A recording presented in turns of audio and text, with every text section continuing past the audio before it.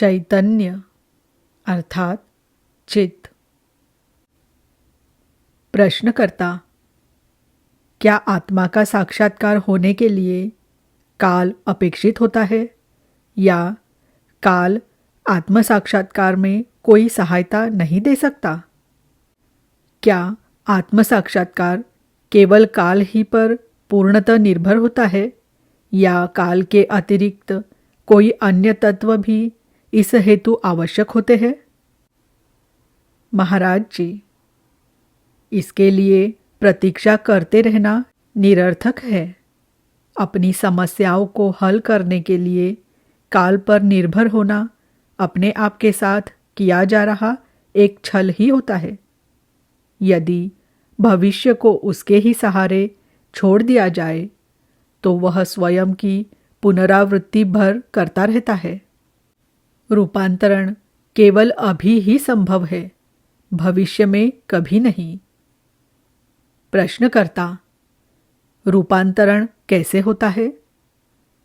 महाराज जी, स्फटिक सी स्पष्टतापूर्वक प्रखर दृष्टि से रूपांतरण होने की आवश्यकता को देख लो, यही पर्याप्त है। प्रश्नकर्ता, क्या आत्म साक्षात्कार पदार्थ में घटित होता है या उससे कहीं परे? क्या यह देह और मन का ही अवलंबन लेकर घटने वाला एक अनुभव नहीं होता? महाराज जी, समस्त अनुभव भ्रमोत्पादक, सीमित और अनित्य होता है। अनुभव से किसी प्रकार की आशा न रखो। साक्षात्कार स्वयं अपने आप में कोई अनुभव नहीं होता। यद्यपि यह हो सकता है कि यह तुम्हें अनुभवों के किसी नए आयाम की ओर ले जाए, पर तो भी नए अनुभव कितने भी चित्ताकर्षक क्यों न हो, पुराने अनुभवों से अधिक वास्तविक नहीं होते। और निश्चित ही आत्मज्ञान कोई नवीन अनुभव नहीं होता। यह तो उस कालातीत तत्व का आविष्कार मात्र है जो कि प्रत्येक अनुभव में समान रूप से उपस्थित होता है। जो एकमात्र वस्तु प्रत्येक अनुभव को संभव करती है वह वस्तु है चैतन्य। जिस प्रकार प्रकाश सारे वर्णों में उपस्थित एक वर्णरहित तत्व होता है, ठीक उसी प्रकार चैतन्य प्रत्येक अनुभव में अनिवार्यतः विद्यमान वस्तु है, यद्यपि यह स्वयं अनुभव नहीं होता। प्रश्नकर्ता, यदि चैतन्य अनुभव नहीं है तो इसका परिचय किस प्रकार हो सकता है? महाराज जी, चैतन्य तो सदैव विद्यमान है ही। इसके परिचय की कोई आवश्यकता नहीं होती। अपने मन पर पड़ा आवरण भर हटा दो तो यह चैतन्य से आप्लावित हो उठेगा। प्रश्नकर्ता, पदार्थ क्या होता है? महाराज जी, जिसे तुम नहीं समझते वह पदार्थ है। प्रश्नकर्ता, विज्ञान पदार्थ को समझता है। महाराज जी, विज्ञान हमारे अज्ञान की सीमाओं को केवल कुछ और आगे धकेल भर देता है। प्रश्नकर्ता, और प्रकृति क्या है? महाराज जी, सचेतन अनुभवों की समष्टि ही प्रकृति है। एक सचेतन आत्मा जीव के रूप में तुम प्रकृति का एक अंश हो। चैतन्य के रूप में तुम इससे परे हो। प्रकृति को मात्र चेतना के ही रूप में देख पाना चैतन्य है। प्रश्नकर्ता, क्या चैतन्य में विविध स्तर होते हैं? महाराज जी, चेतना में तो अनेक स्तर होते हैं, परंतु चैतन्य में ऐसा नहीं है। यह एक संपूर्ण एकसार इकाई ही है। मन में प्रतिबिंबित इसका प्रकाश ही प्रेम और प्रज्ञा है। प्रज्ञा में स्पष्टता के अनेक स्तर होते हैं और प्रेम में तीव्रता के अनेक स्तर, परंतु उनके स्रोत में अनेक तल नहीं हुआ करते। स्रोत तो सरल और अकेला है, पर इससे उद्भूत होने वाले उपहार असंख्य है। पर उपहार को स्रोत समझने की भूल मत कर लेना। अपने आप का स्रोत के रूप में साक्षात्कार कर लो, उससे प्रवाहित किसी नदी की तरह नहीं। यही पर्याप्त है। प्रश्नकर्ता: मैं नदी भी हूँ। महाराज जी: हाँ, तुम नदी भी अवश्य हो। मैं हूँ के रूप में तुम वह नदी हो जो देह के तटों के मध्य प्रवाहित हो रही है, पर तुम स्रोत, महासागर और आकाश में उड़ रहे मेघ भी हो। जहाँ जहाँ जीवन और चेतना है, वहाँ वहाँ तुम हो। सूक्ष्मतम से भी सूक्ष्म, विशालतम से भी विशाल तुम हो, जबकि शेष सब प्रतीति मात्र है। प्रश्नकर्ता: अपनी सत्ता की भावना और अपने जीते रहने की भावना, क्या ये दोनों बातें एक ही वस्तु है या कि वे भिन्न भिन्न बातें हैं? महाराज जी: निजता स्थान के अंतर्गत प्रथम को सृजित करती है और कालगत निरंतरता दूसरी वस्तु को। प्रश्नकर्ता: एक बार आपने कहा था कि दृष्टा, दृष्ट और दर्शन एकमेव वस्तु है, तीन नहीं। पर मेरे लिए तो वे तीनों परस्पर भिन्न भिन्न हैं। मुझे आपके कथन पर संदेह नहीं है, पर मैं उसे समझने में अपने को असमर्थ पाता हूँ।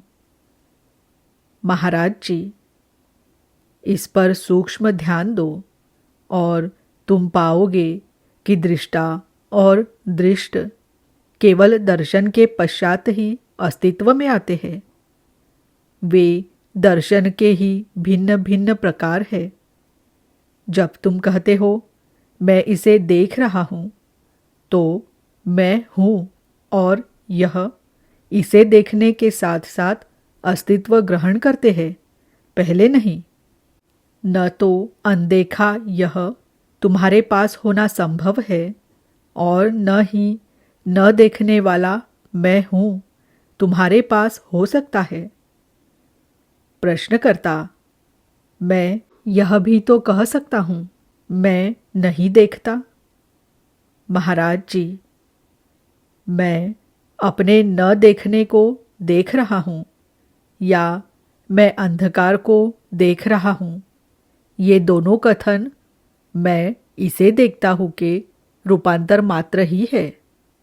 देखना तो बना ही रहता है। ज्ञात, जानना और ज्ञाता की त्रिपुटी में जानना अर्थात ज्ञान ही एकमात्र तथ्य है।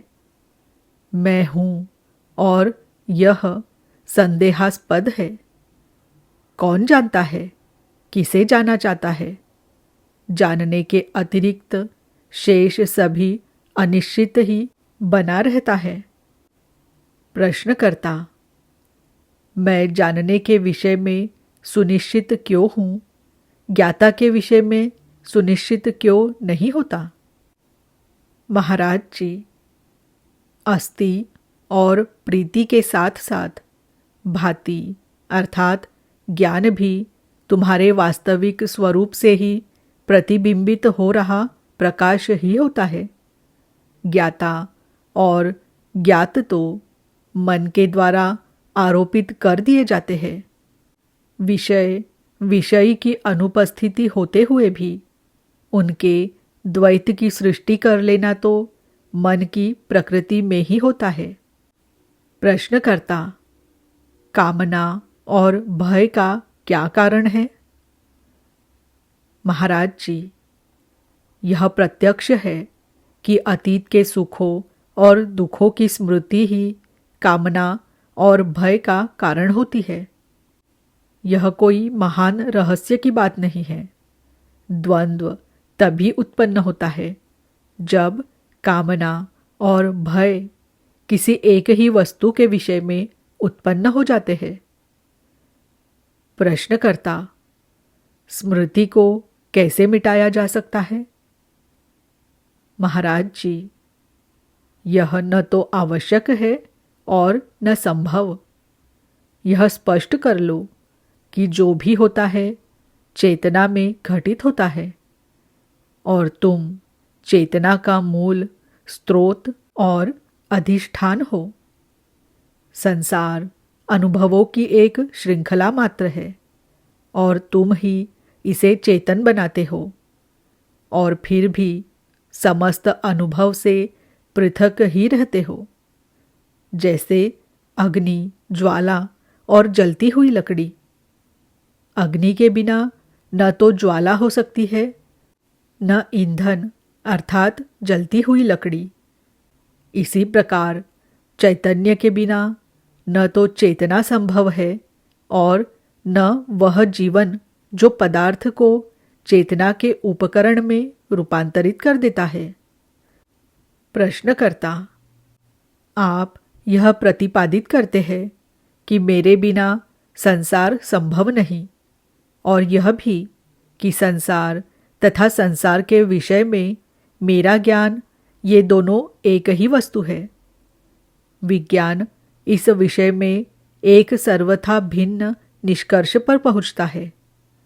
संसार की तो एक सुस्थिर और निरंतर सत्ता है, जबकि मैं उस स्नायविक प्रणाली अर्थात नर्वस सिस्टम के जैव विकास अर्थात बायोलॉजिकल इवोल्यूशन का एक गौण उत्पाद मात्र, बाय प्रोडक्ट हूँ, जो कि मूलतः चेतना के अधिष्ठान के रूप में उतना प्रामाणिक नहीं है जितना प्रामाणिक वह जीव और जीव की प्रजातियों की सुरक्षा के यंत्र के रूप में हो सकता है।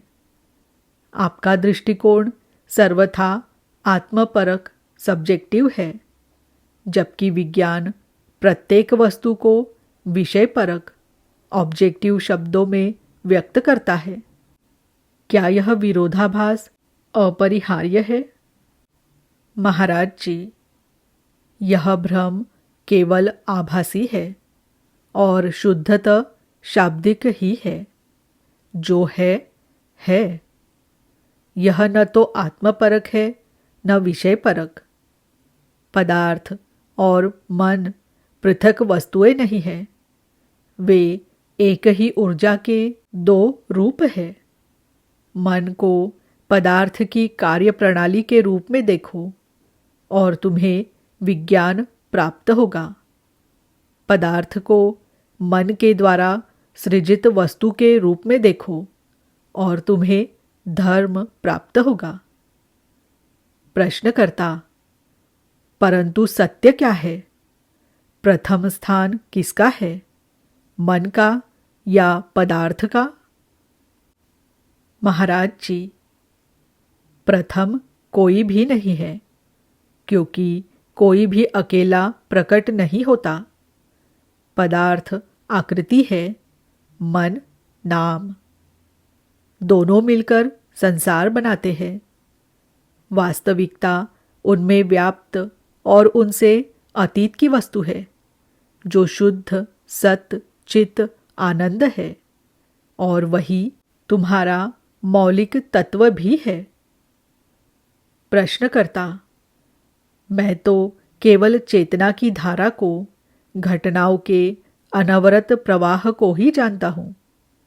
समय की धारा सतत बह रही है, वही इन्हें समक्ष लाती है और पुनः बहा भी ले जाती है। भविष्य का रूपांतरण निरंतर अतीत में होते रहना जारी है। महाराज जी, क्या ऐसा कहकर तुम अपने ही भाषा जाल में नहीं फंस जाते? समय के प्रवाह के संबंध में तुम इस प्रकार कह रहे हो मानो तुम स्वयं स्थिर वस्तु हो। पर जो घटनाएं तुमने कल देखी थी उन्हें कोई अन्य कल देखेगा। यह तो तुम स्वयं ही हो जो गतिमान है, न कि समय। गति करना रोक दो तो समय मिट जाएगा। प्रश्नकर्ता, समय मिट जाएगा, इसका क्या अर्थ है? महाराज जी, अतीत और भविष्य ये दोनों शाश्वत अभी में लय हो जाएंगे। प्रश्नकर्ता, परंतु प्रत्यक्ष अनुभव की दृष्टि से इसका क्या अर्थ है? आप यह कैसे जानते हैं कि आपके लिए समय मिट चुका है? महाराज जी, इसका एक अर्थ यह हो सकता है कि अतीत और भविष्य का अब कोई महत्व न रहा। इसका यह अर्थ भी संभव है कि जो कुछ घट चुका है और घटेगा वह एक खुली पुस्तक की तरह हमारे सामने हो और उसे हम स्वेच्छानुसार पढ़ सके। प्रश्नकर्ता, मैं ब्रह्मांडीय स्मृति, कॉस्मिक मेमोरी जैसी किसी वस्तु के अस्तित्व की कल्पना तो कर सकता हूँ जिससे किसी प्रशिक्षण विशेष द्वारा संपर्क किया जा सकता हो, परंतु भविष्य किस प्रकार जाना जा सकता है? अप्रत्याशित का होना तो अपरिहार्य है। उसे किस प्रकार बदला जा सकता है? महाराज जी, जो एक तल पर अप्रत्याशित जान पड़ता है, किसी उच्चतर स्तर से देखे जाने पर वह सुनिश्चित रूप से घटनीय हो, यह भी संभव है। आखिर हम मन की सीमाओं में ही तो है। वस्तुतः तो कभी कुछ होता ही नहीं है। न अतीत का अस्तित्व है, न भविष्य का। सब कुछ भासता भर है और कुछ है नहीं। प्रश्नकर्ता, कुछ है ही नहीं, इसका क्या तात्पर्य? क्या आप शून्य हो जाते हैं या निद्रा में चले जाते हैं, या फिर आप संसार को विलीन कर हमें तब तक के लिए परे हटा देते हैं जब तक कि आपके नए विचार की तरंग उठने के साथ हम पुनर्जीवित नहीं कर दिए जाते? महाराज जी, अरे नहीं नहीं, ऐसी खराब बात नहीं है। मन और पदार्थ, नामों और रूपों का संसार गतिमान अवश्य रहता है, परंतु मुझे इससे कोई अंतर नहीं आता। यह एक छाया के समान होता है। यह विद्यमान तो होता है। जहाँ जहाँ मैं जाता हूँ यह मेरा अनुसरण करता है, पर मुझे यह किसी भी रूप से बाधा नहीं देता। यह अनेक अनुभवों का संसार तो बना रहता है, पर उन नामों और रूपों का संसार नहीं रह जाता जो कामनाओं और भयों के माध्यम से मुझसे संबंधित हो सके। अनुभव गुण विहीन होते हैं, अर्थात शुद्ध अनुभव, यदि मैं ऐसा कह सकूं। अधिक उपयुक्त शब्द के अभाव के कारण ही मैं उन्हें अनुभव कहता हूँ। वे महासागर के तल पर उठने वाली तरंगों से है जो सदैव विद्यमान रहती है, परंतु उसकी शांतिपूर्ण शक्ति को प्रभावित नहीं करती। प्रश्नकर्ता, क्या आपका तात्पर्य यह है कि कोई अनुभव नाम रहित, निराकार और अपरिभाषित भी हो सकता है? महाराज जी, अनुभव मात्र प्रारंभ में ऐसा ही होता है।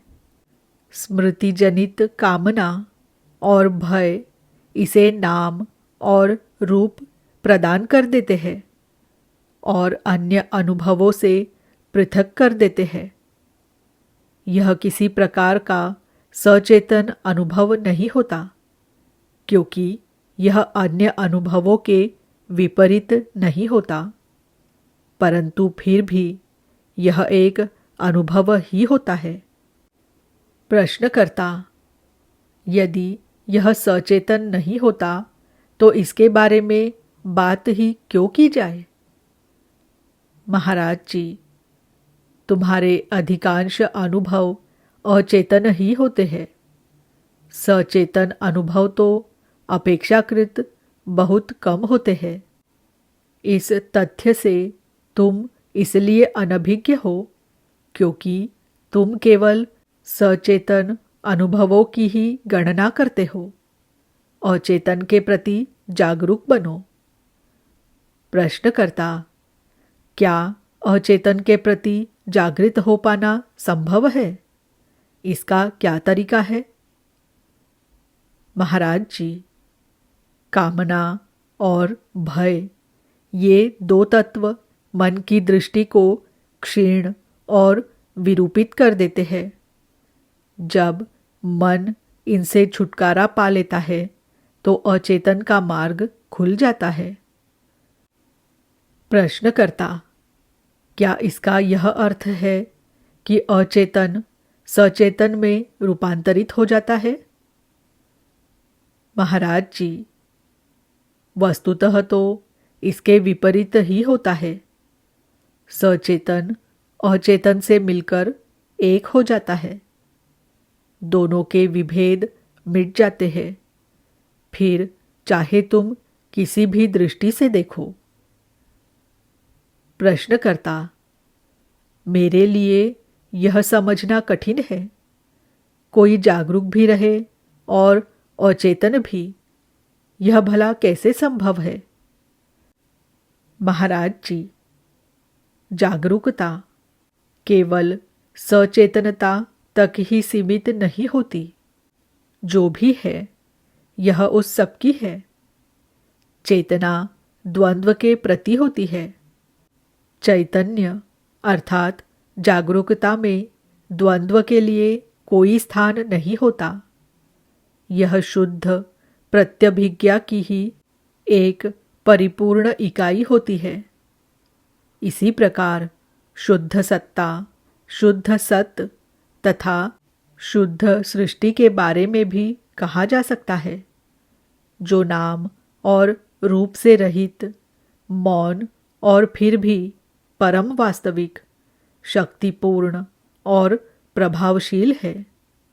अवर्णनीय होने से उनकी महत्ता में रंच भर की भी कमी नहीं होती।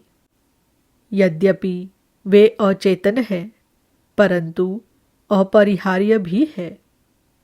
सचेतन मौलिक रूपांतरण कर पाने में सक्षम नहीं होता। वह केवल बाह्य रूपांतरण भर कर सकता है।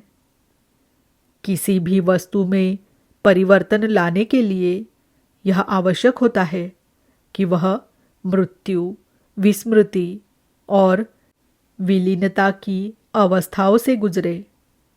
यदि स्वर्ण के किसी आभूषण को किसी अन्य आभूषण में रूपांतरित करना हो तो पहले इसे गलाना होता है। जो मरने से इनकार करता है उसका पुनर्जन्म संभव नहीं। प्रश्नकर्ता, क्या देह की मृत्यु के अतिरिक्त मरने की कोई अन्य भी विधि है? महाराज जी, उपरति, निसंगता और परित्याग मृत्यु है।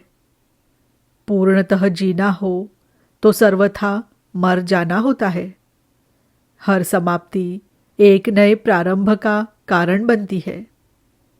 दूसरी ओर यह भी ठीक से समझ लो कि केवल मृत ही मर सकता है, जीवित नहीं। तुम में जो वस्तु जीवित है वह अमर्त्य है। प्रश्नकर्ता, कामना कार्य करने के लिए कहाँ से शक्ति प्राप्त करती है? महाराज जी, स्मृति के ही माध्यम से यह अपना नाम और रूप ग्रहण करती है। शक्ति स्रोत ही से आती है।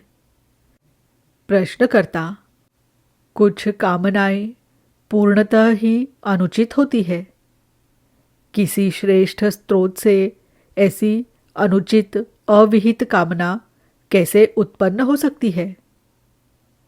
महाराज जी, स्रोत न तो उचित है न अनुचित, और स्वयं अपने में कोई कामना भी उचित अनुचित नहीं होती। यह तो प्रसन्नता प्राप्ति के लिए किया जाने वाला एक प्रबल प्रयास भर है।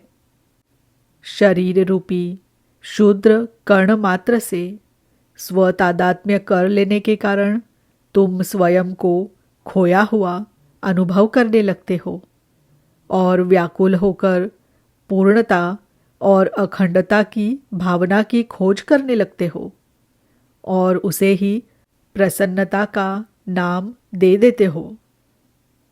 प्रश्नकर्ता, मैंने इसे कब खो दिया था? यह तो मेरे पास कभी थी ही नहीं। महाराज जी, सुबह उठने से पूर्व यह वस्तु तुम्हारे पास थी। अपनी चेतना से परे जाओ तो तुम इसे पालोगे। प्रश्नकर्ता, मैं इससे परे कैसे जाऊं? महाराज जी, यह तुम्हें पहले ही से ज्ञात है, इसे करो। प्रश्नकर्ता, ऐसा तो आप ही कह रहे हैं। मैं इस विषय में कुछ भी नहीं जानता। महाराज जी, पर फिर भी मैं दोहराता हूँ, तुम इसे जानते हो, इसे करो। इससे परे की तुम्हारी स्वाभाविक नैसर्गिक सर्वोच्च अवस्था में लौट जाओ। प्रश्नकर्ता, मैं उलझ गया हूँ, मैं समझ नहीं पा रहा। महाराज जी, आँखों में पड़े धूल कण के कारण तुम यह विचार करते हो कि तुम अंधे हो। इसे धो डालो और देखो। प्रश्नकर्ता, मैं देख ही रहा हूँ, मुझे तो बस अंधेरा ही दिखाई पड़ रहा है। महाराज जी, उस धूल के कण को आँखों से निकाल बाहर करो और तब तुम्हारी आँखें ज्योति से आप्लावित हो उठेंगी। वहाँ ज्योति न जाने कब से प्रतीक्षारत ही है और आँखें भी तैयार है। जिस अंधेरे को तुम देख रहे हो वह उस कण की छाया मात्र है। उससे छुटकारा पाओ और अपनी नैसर्गिक अवस्था में लौट आओ।